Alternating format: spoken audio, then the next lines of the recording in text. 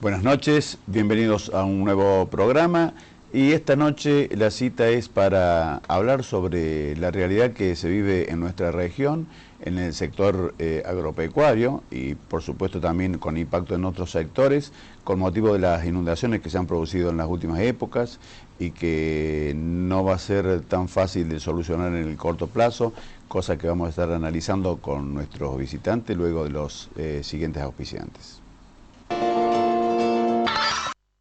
Buenas noches, Fabián, bienvenido, ¿cómo estás? ¿Qué tal, Hugo? Muy buenas noches a los televidentes. La realidad complicada, preocupante que atraviesan productores del sur de la provincia de Córdoba, algunos por acá cerquita nomás, pero también qué impacto va a tener en las economías regionales. ¿Esos campos van a ser productivos en cuánto tiempo?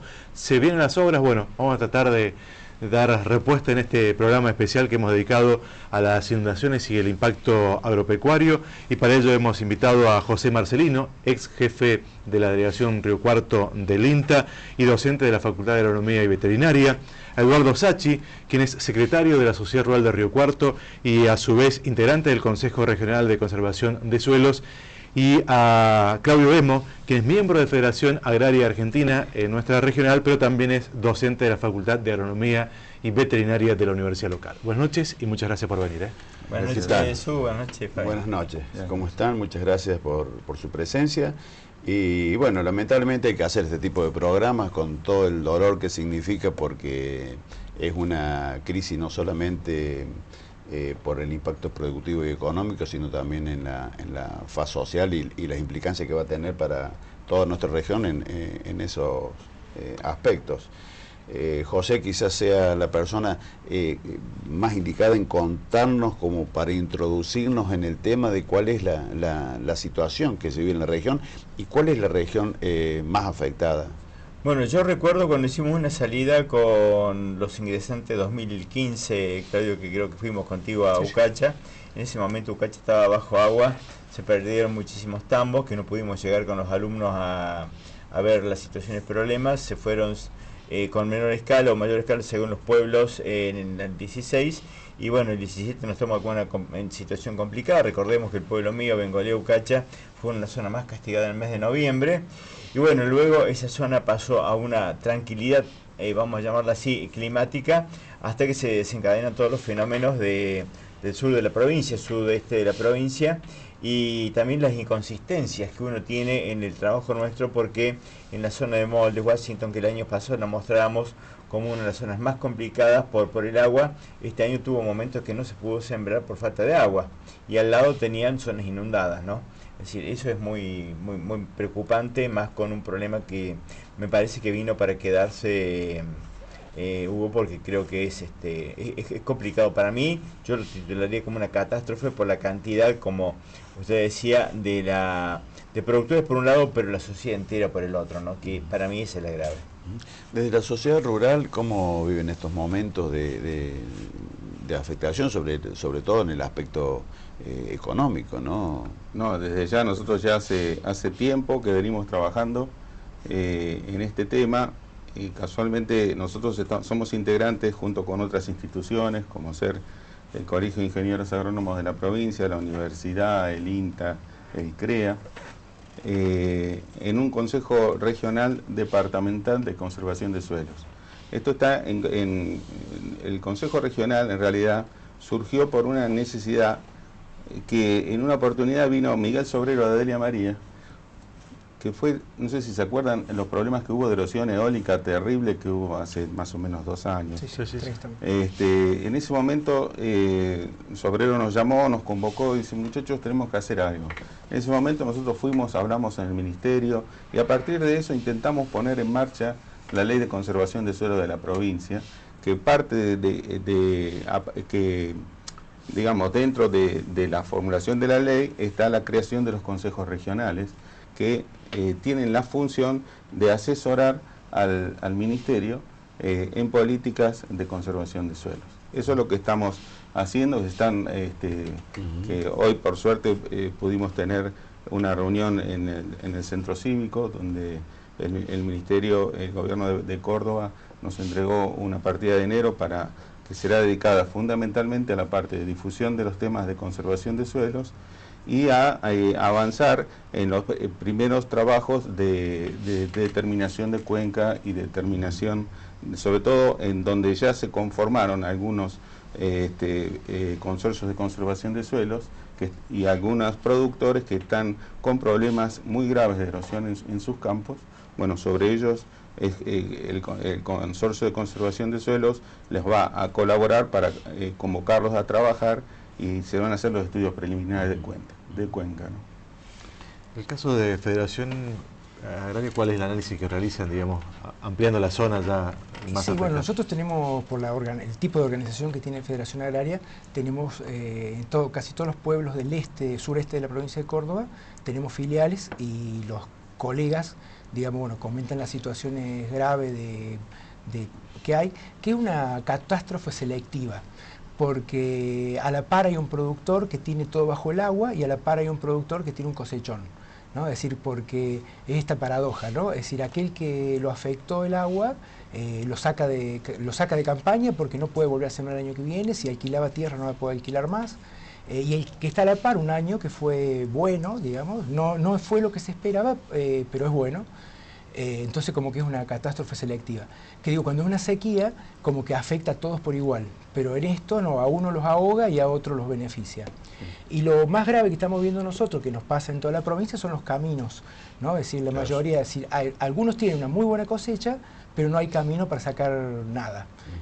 Incluso no hay camino para entrar con máquinas. Es decir, el nivel de deterioro de los caminos es altísimo, y tanto los consorcios camineros de financiado no le llegan, es decir, la mayoría de los consorcios están al borde del colapso porque no tienen que pagar sueldos y no tienen para pagar sueldo como corresponde por el financiamiento provincial. Pero la provincia dice que a los consorcios les llega el dinero, o sea, ahí hay una discusión que...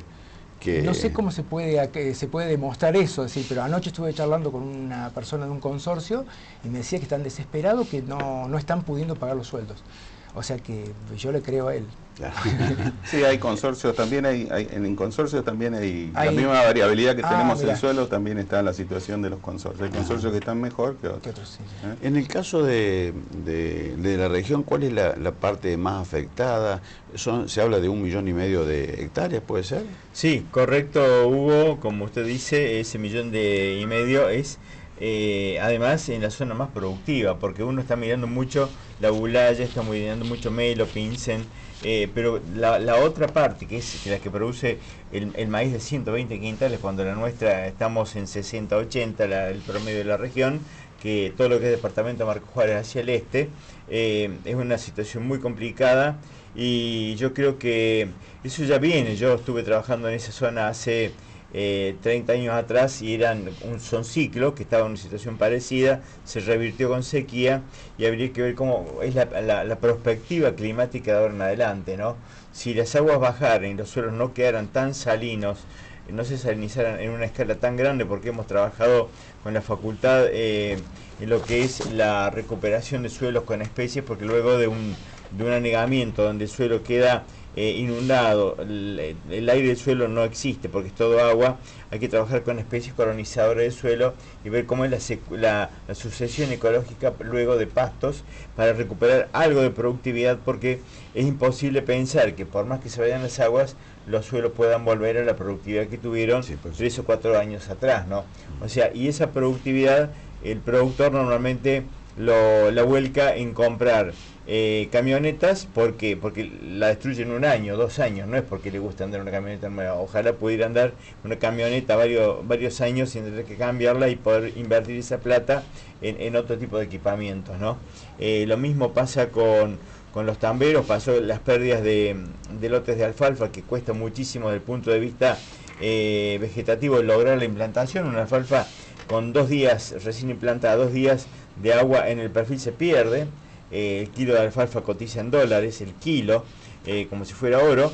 Bueno, se ha perdido muchísimo. Las enfermedades que tiene la alfalfa de raíz y corona, que le llamamos, que es la parte que bajo tierra, de lo que no se ve de la plantita hacia arriba, bueno, todo eso es gran pérdida en la recuperación y también no solo en dinero, sino en tiempo, porque son cultivos de muy lenta recuperación, ¿no? De crecimiento vegetativo más lentos, y bueno, todo eso va a llevar a una situación, como comentaba Eduardo y también Claudio, que muchos productores no van a poder hacer frente porque en los pueblos nuestros, que son productores muy chicos en general, no pueden tener un acceso a un crédito, y si lo tuvieran creo que sería un salvavidas de plomo porque no lo podrían pagar en este momento, ¿no? Claro, acá está el productor que no va a poder sembrar o mantener el campo, el comerciante que depende del productor que le compra, diríamos. Hay una cadena que se rompió directamente. Exactamente, exactamente. Está realmente, la situación es muy grave. Y ya hace años que viene, sobre todo lo que estaba comentando recién José, que el nivel de crecimiento de la napa freática hacia el este es una constante prácticamente en los últimos 20 años. Es decir, si bien la freática tiene oscilaciones por las temporadas de lluvia y de sequía, pero la tendencia siempre es ir aumentando. Y eso se debe también, por un lado, porque aumentó la cantidad de milímetros a lo largo del año, pero también porque se ha bajado la cantidad de uso del agua. Nosotros lo que estamos pretendiendo que los productores consuman todo el agua durante el ciclo, porque anteriormente lo que se hacía mucho hincapié en hacer barbechos, y esos barbechos, esa acumulación de agua, termina yendo a la napa, aumentando disminuyendo la profundidad de la napa. Y cuando uno tiene la napa cerca, empezar con todos los problemas, ¿no?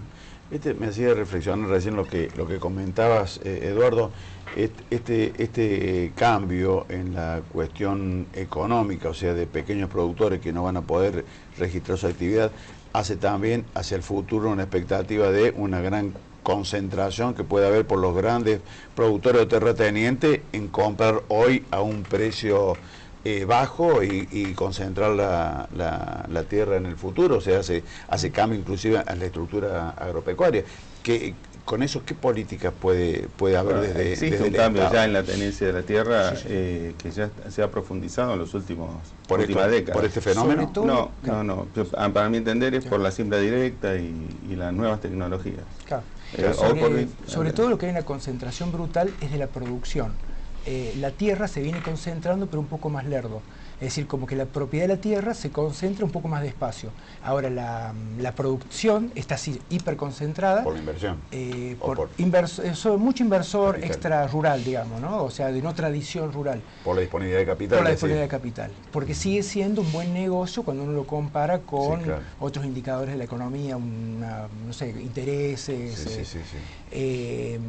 Y entonces digo, la concentración esta se concentró por el propio modelo, y estos accidentes aceleran la concentración, ¿no? Vamos a marcar una pausa, ya regresamos haciendo referencia a las inundaciones y el impacto que genera en las economías regionales y en el sector agropecuario.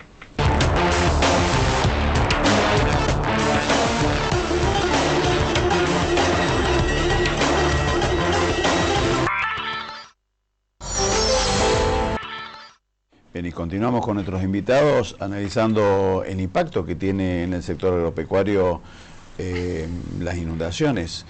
Y en este marco, Eduardo, ¿le podemos echar la culpa solamente al fenómeno meteorológico, o también hay un mal manejo hecho por productores en cuanto a que se habla de la clandestinización de los canales?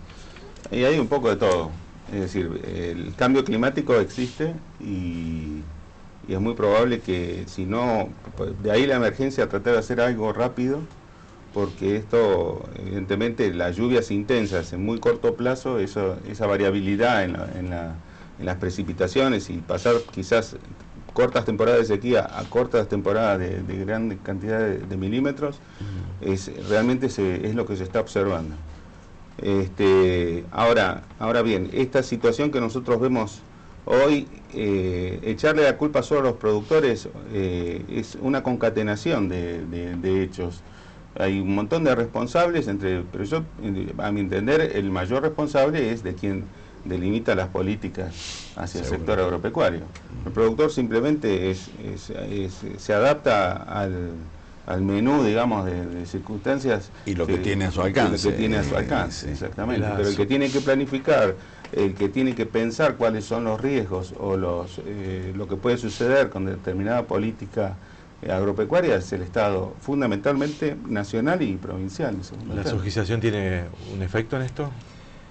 Yo diría que sí. Afortunadamente este año habíamos tenido, menos mal, un aumento de la superficie de maíz con respecto al año pasado en alrededor del 10%. Gran parte de ese maíz está perdido. La subsidización es casi que se ha hecho la mala palabra. Realmente no es el problema de la soja, sino el mal uso de la tierra, porque no hay rotaciones. La avaricia humana es terrible, porque no se hace cultivo de cobertura, no hay protección.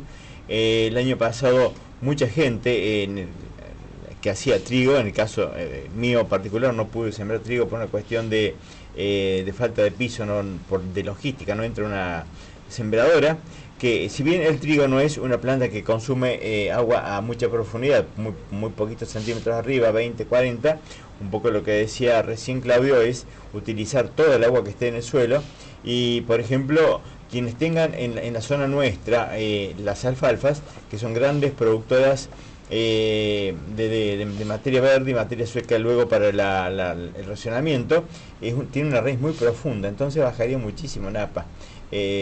Cuando una alfalfa en la zona nuestra puede tener 3 o 4 cortes, hay productores que han logrado 6 u 8 o 10 cortes, o sea, casi uno por mes, ¿no? Lo cual estaría haciendo una demanda de agua bastante grande, pero también lo mencionaba Eduardo, que es muy local, o sea, consume el agua del lote, no de la región, ¿no?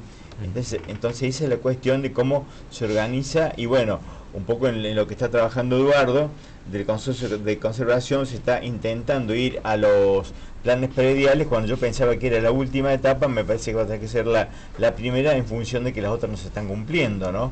Es decir, como que casi que era la coronación de una secuencia de abajo hacia arriba, pero en vista que lo de abajo, las grandes obras públicas no se están haciendo, va a tener que el productor poner su recurso que tenga para parar el agua arriba, que debería haber sido así siempre, pero evidentemente a veces no se puede, y como también decía Eduardo, la tendencia ya no es del productor. También lo mencionaba Claudio, hay inversionistas que en vez de ponerla en un plazo fijo o en otro tipo de búsqueda de retorno económico, lo ponen en el campo. Todavía existe una buena perspectiva exportadora de los commodities argentinos, y bueno, eso tergiversa cualquier mercado y tiene un grandísimo impacto ambiental. Habló de la avaricia, José. ¿El desmonte tiene que ver también con todas estas consecuencias? Tiene que ver el desmonte de largo plazo, el más reciente. Es decir, como que debe haber, no sé, 20 factores interrelacionados que terminan en este desastre. Y la avaricia es el común denominador. La avaricia es muy importante. El sistema capitalista es claro, así. pero sobre todo eso que se cambió de actores en el campo, ¿no?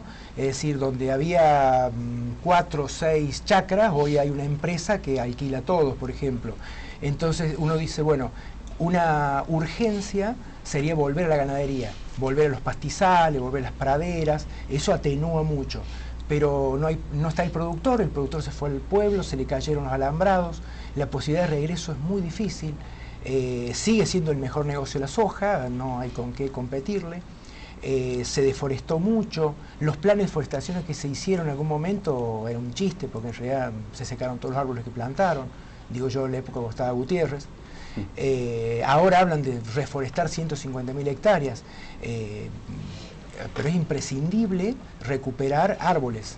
Es decir, yo no sé, es poca información, porque está archidemostrado que las cortinas rompeviento mejoran la producción en el reparo y compensa el área ocupada por los árboles. No sé si me explico. Sí, sí. Es decir, la línea de árboles ocupa un terreno que no hay soja, pero su reparo hace que los 100 metros que le quedan de cobertura aumenta la producción y compensa ese pedazo.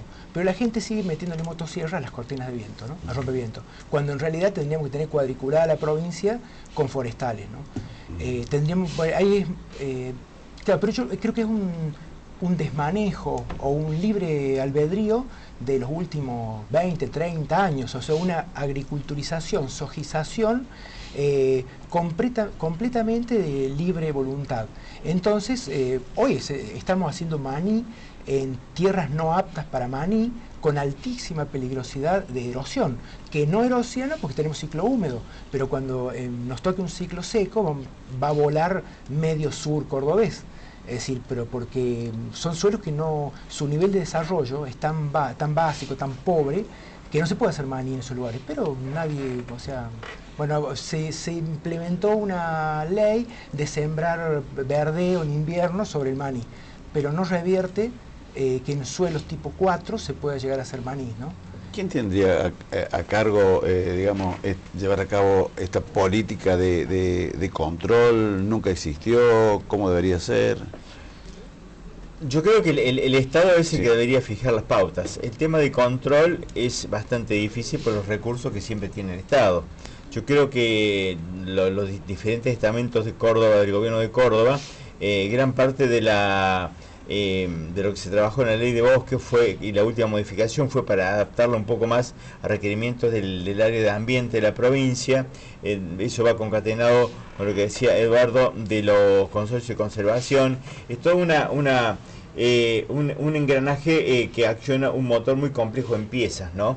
Entonces, no son trabajos para un ingeniero agrónomo, por ejemplo, sino que deberían ser equipos interdisciplinarios, por un lado, con economistas, sociólogos, etcétera, para estudiar todo lo que es el impacto de la tarea nuestra, que somos los productores, por un lado, sobre la sociedad en general, ¿no? Ahora, los estudios se realizan, los diagnósticos se realizan, porque hay mucha gente siempre analizando. Uno que vive en una atmósfera de la Universidad Nacional está permanentemente investigando.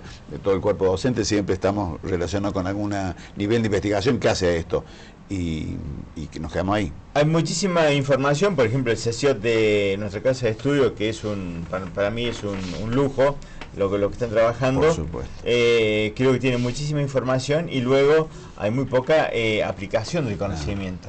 Como que el conocimiento es un país que se da el lujo de desperdiciar conocimiento generado aquí con gente nuestra, y que sería para el bienestar de la sociedad toda, porque no es para el productor, es para toda la gente, porque cualquier intendente en este momento está rogando que el martes, que hay un pronóstico de lluvia, en estos días no fracase, porque los intendentes son los que ponen la cara, reciben los cachetazos de la sociedad, y bueno, tampoco tiene el intendente mucha alternativa de mover sus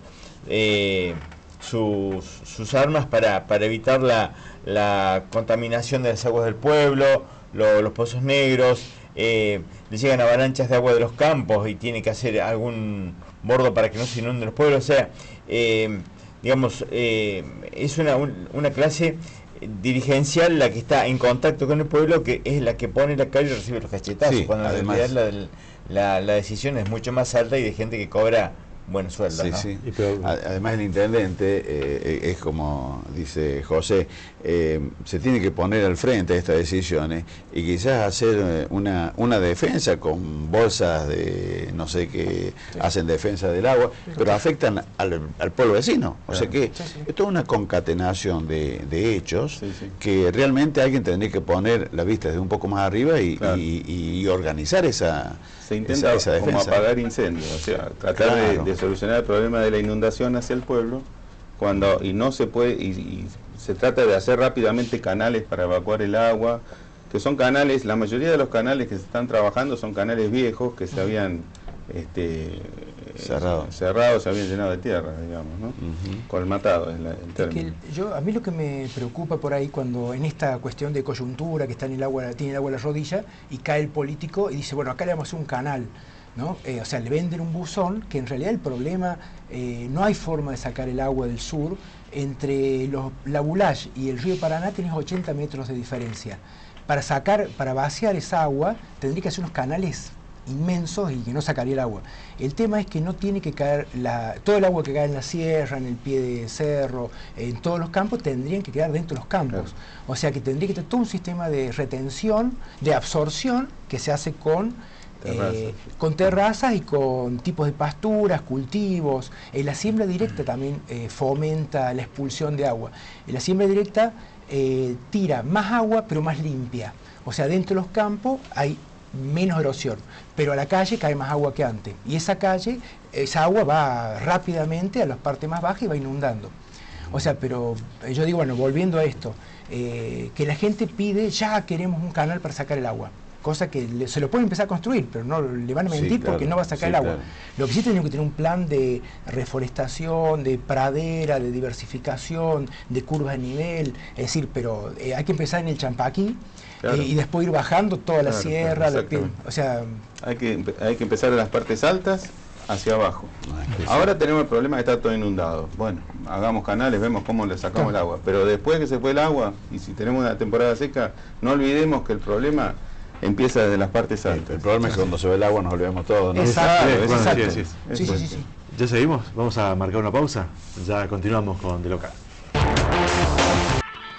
Bueno, seguimos con De Local y haciendo referencia al impacto que tiene en el sector agropecuario y también en las comunidades las inundaciones.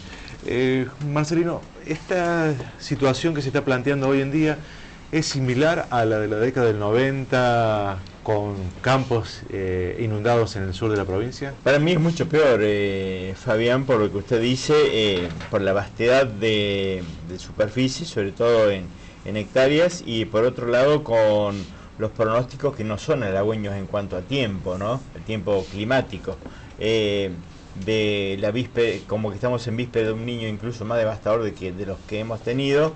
Las obras que decía recién Eduardo que harían falta, y las mencionaba, ratificaba Claudio, no se van a estar haciendo para sacar el agua de Córdoba. Hay mucho diagnóstico, como mencionaba Hugo hace un rato. Están las cuencas, 36 cuencas delimitadas en la provincia de Córdoba. Creo que la del departamento de Río Cuarto con el arroyo del Gato creo que es la número 1. Tenemos, creo que la número 5 o 6 es la del suroeste, que sale para la Picasa. Estamos con la amenaza de lo que es la cuenca pegada de Mar Chiquita hacia el río Dulce para arriba. O sea, esa agua en algún momento va a llegar. O sea, estamos con esa complicación, esa espada de Damocles que permanentemente hace repensar, e incluso cuando uno tiene una expectativa. En la agricultura se avanzó muchísimo, con la agricultura de precisión, el conocimiento de los cultivos, la ecofisiología de cultivos, donde prácticamente uno saca un maíz a pedido perfecto sale. En nutrición, en la variedad, digamos, es una máquina de generar el 100% de la radiación del sol, más el agua, más nutriente en un grano. Y bueno, ante la incertidumbre el productor no usa toda la tecnología disponible. O sea, ya se está predisponiendo a una menor producción, que esa menor producción va a ser menos flete, menos industria. Luego si hubiera, en el caso del trigo, que en este momento sería el momento de estar pensando en trigo, y las expectativas de trigo no son las mejores. A mí me gustaría, como agrónomo, de que hubiera mucha más gente interesada en hacer trigo que un cultivo de invierno. Bajaría un poquito en APAS, tendríamos los controles de erosión luego de hacer maní, que es una zona manicera. Nadie va a decir nada si el departamento de Río Cuarto o el sur de Córdoba se ha transformado en la economía regional más fuerte que tiene quizás Córdoba. Y bueno, el trigo sigue estando casi, no sé si mala palabra, pero mejoró un poquito con respecto al año pasado, pero tampoco es le genera a la avidez del productor de una siembra de trigo como le puede generar una siembra de soja, que si un inversionista no va a sembrar trigo, va a sembrar soja, como decía Claudia. Que hay una coyuntura económica histórica que también obra en contra de todo esto. Es decir, esta situación del dólar que tenemos hoy también como que limita cualquier alternativa a la soja. Es decir, que la única que sigue teniendo, digamos, como un performance mundial bueno es la soja. La ganadería no seríamos competitivos hoy si nosotros quisiéramos exportar. Es decir, como que es complejo, ¿no? También esta situación de recesión o del lentecimiento de la economía que estamos padeciendo, también, digamos, se ve afectado o potenciado. Es decir, que hay una coyuntura también que agrava la situación. Y tiene que ver ya no con lo ecológico, sino también con lo político, ¿no? Es decir, que es más difícil encontrar respuesta en esta coyuntura. A lo mejor hubiera sido 5 años atrás, 7 años atrás, cuando teníamos un dólar más competitivo, había otras perspectivas. Si se hubiera encarado este problema, hubiera sido más sencillo. Sí, pero ahí lo teníamos Moreno. que fue uno de los causantes de muchos de estos problemas, ¿no? Exacto. Él es responsable de la pérdida del 25% de las vacas madres de Argentina. Córdoba perdió 1 millón de vacas, la mitad de las vacas que había en Córdoba se perdieron por políticas erróneas de Moreno, Sí, ¿no? sí. En todo sentido. O sea, Cuando Kirchner, acordate cuando Kirchner cerró la exportación de carne. Claro. En ese momento salía más, y para cómo coincidió con una sequía, sí. Con dos fardos de alfalfa te convenía que se muriera la vaca, porque ya con el tercer fardo era más caro los 3 fardos de alfalfa que la vaca. Caca. José, fue un gran negocio para los frigoríficos exportadores. Sí, ¿no? Claro, sí. Compraron regalada en la hacienda. José, ¿se han prometido obras, no se han cumplido? Obras se han prometido, hay muy buen diagnóstico a nivel de provincia, está, me parece que bastante avanzado todo lo que es diagnóstico. Lo que usted dice, la complementación de esas obras luego es muy difícil, y cuando uno se pone como agrónomo en una región, en un lote, dice, bueno, ¿quién me salva de esto? Y la agronomía, con otras ciencias, con las interdisciplinas, tiene la opción que está la Comisión Nacional de Biotecnología Agrícola, lo que es la agrobiotecnología, tiene un montón de eventos como para estar luego de las grandes inundaciones, ver si hay cultivos con algún gen que estén generando tolerancia a salinidad, a sequía en otros casos, a un montón de cualidades que permitan hacer algún tipo de actividad y recuperar terreno a un muy corto plazo.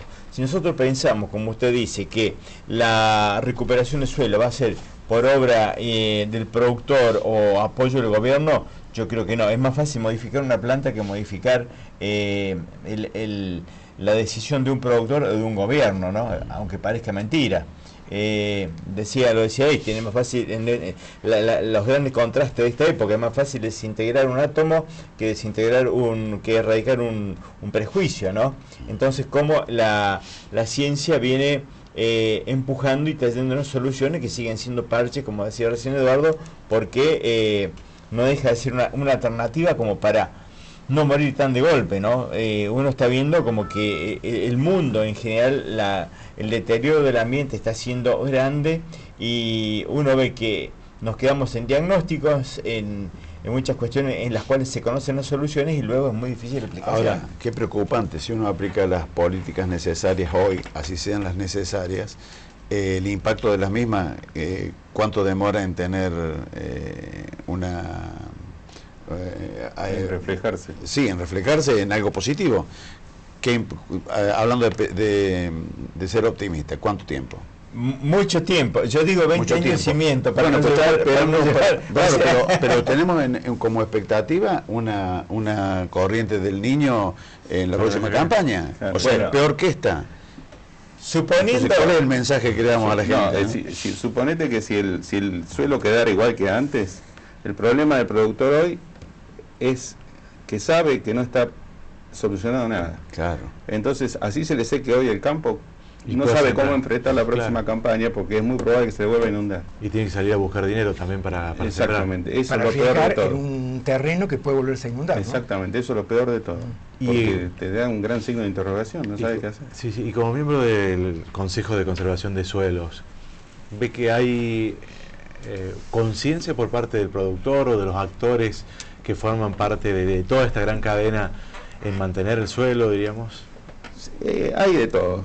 Lamentablemente nos encontramos que digamos, lo que nosotros tratamos de avanzar y el mensaje que queremos dar, los que más nos escuchan son los productores que hoy por hoy están afectados. Los productores que afectan a otros, lamentablemente, lo tengo que decir con todo el dolor, no son para nada solidarios, no les interesa el tema en más de uno. Por lo cual, yo con así sea, más de uno se va a enojar, pero es así.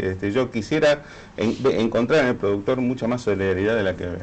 Lamentablemente es algo que tendremos que seguir trabajando, insistiendo y logrando que los productores sean mucho más solidarios. Difícil de cambiar esa cultura, ¿no? Es una cultura difícil de cambiar, pero hay que insistir, porque no vemos otro camino, lamentablemente. Bueno, se nos agotó el tiempo.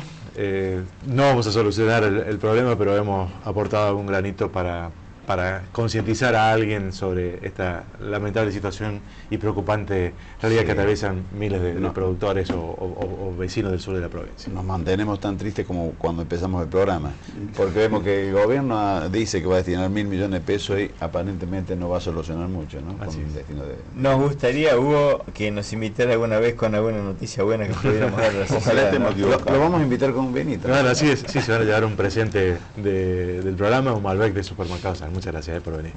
Muchas gracias, muy amable. Gracias, Hugo, gracias, Fabián. Nosotros marcamos la pausa, ya regresamos.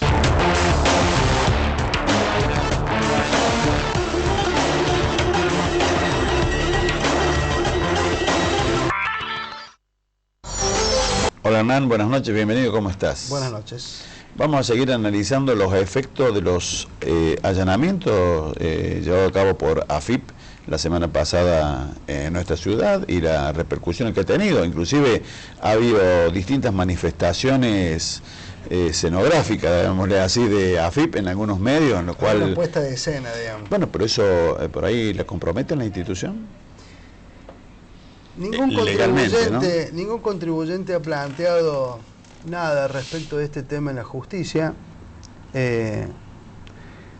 Yo creo que analizando la normativa tal cual veníamos haciéndolo en el programa anterior, que es el Código Procesal Penal de la Nación, lo que el juez autoriza es el allanamiento y el secuestro de la documentación respaldatoria que serviría de base o como elemento de prueba para determinar si ha habido delito tributario o no.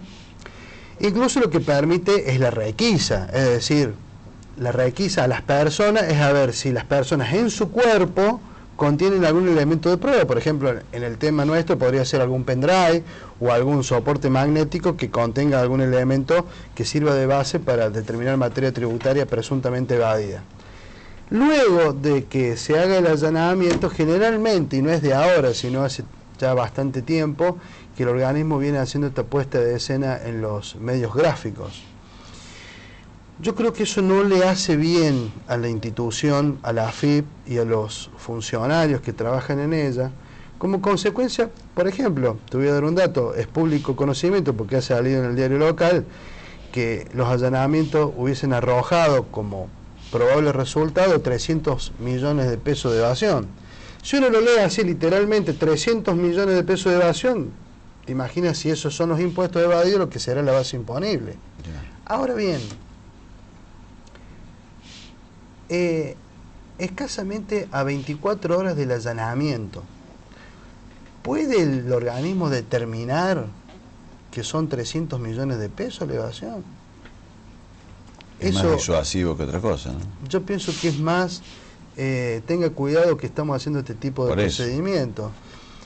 Y en el matutino lo que había allí es una foto, y más precisamente de una empresa que ha sido allanada y que en Río Cuarto somos muy pocos los que habitamos la ciudad y conocemos las empresas. Claro, y si hay una palabra evasión y la se foto observa la foto de una empresa, uno la vincula que, y por ahí es un problemático. Me parece que el propietario podría hacer una demanda contra el organismo y los funcionarios del organismo, justamente por difamar, si cabe la palabra, o ensuciar el buen nombre de las personas de esa firma. O por ahí puede ser el medio periodístico. Que o el medio periodístico, ¿no? Si está autorizado, o revelar la fuente de esto. Yo pienso que son cuestiones delicadas que lo único que hacen es dañar la relación fisco-contribuyente que hemos hablado hace tiempo, ¿no? Sí, sí. Y no le hace bien. Sí, sí. Y si me permitís, los allanamientos, en este caso, este allanamiento lo que estaba buscando era documentación respaldatoria de comprobantes de presuntos apócrifos. Tengo certeza, porque me ha ido a consultar algunos contribuyentes allanados, donde los funcionarios tenían, y de hecho figuran en las actas, los nombres de las presuntas empresas que eran o son apócrifas o presuntamente apócrifas y que existirían en la contabilidad de las empresas que fueron a allanar. Y eso es así, ¿por qué, Hugo? Porque hoy existe lo que se llama el City Compra y el City Venta. Es decir, yo como empresa informo mensualmente las facturas que están registradas en mi libro de IVA compras.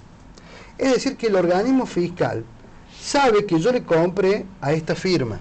Y si esta firma, ellos lo están investigando por presunto apócrifo, no hace falta que me vayan a allanar para encontrar esa factura. Si yo mismo le estoy informando al fisco que la tengo. Entonces vos me preguntarás, ¿y por qué entonces te allanan?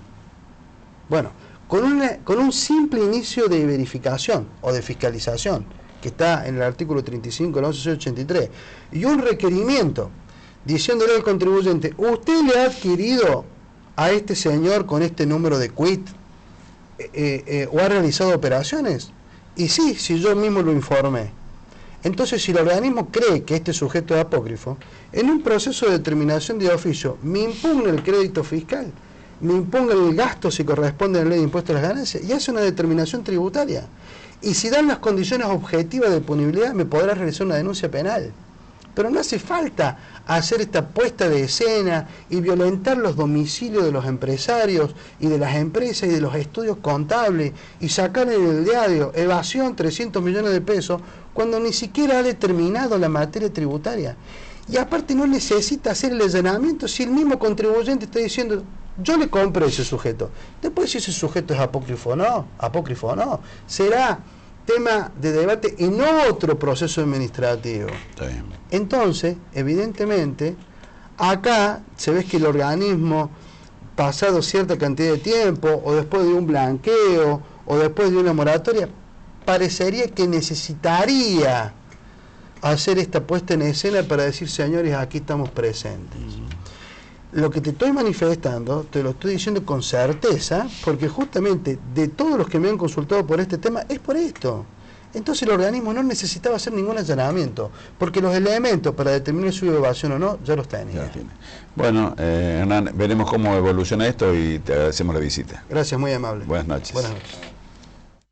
Fabián, hemos llegado al final de un nuevo programa, bastante interesante en cuanto al tema y lo que hemos analizado, pero nos deja un poco triste como cuando lo iniciamos y le decía yo a los invitados, ¿no? Claro, sí, es el impacto que genera no solamente para el productor, que ve mermada su rentabilidad o su preocupación, pero sino también el impacto que va a tener en el resto de los pueblos que dependen directamente del agro. Hay una concatenación de hechos y de fenómenos o efectos sobre lo económico y sobre lo social que es imposible de solucionar, y menos en el corto plazo, y más lo que se avisora de la perspectiva climatológica, ¿no? Así es. ¿Nos vamos? Nos vamos hasta la semana que viene. Muchas gracias. Hasta la próxima, gracias.